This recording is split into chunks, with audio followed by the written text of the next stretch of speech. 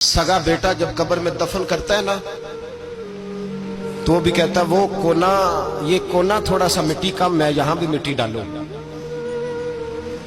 पहले लोग रोजाना जाते हैं, फिर हफ्ते के बाद, फिर महीनों बीत जाते हैं।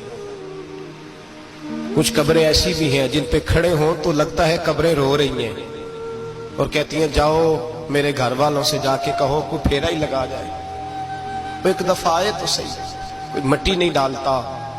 बादशाहों की कब्रें रोती हैं, सरमायादारों की कब्रें रोती हैं, कोई जाता नहीं।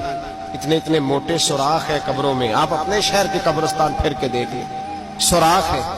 ओ भाई, हजरत मौला अली शेर खुदा कब्रिस्तान गए तो पहले रोने लगे, फिर कहने लगे कब्रों वालों क्या हाल है तुम्हारा। तो आप फरमाते हैं मुर्दा मुझे अंदर से बोल के कहने लगा अली कफन फट गया, हड्डियां टूट गई।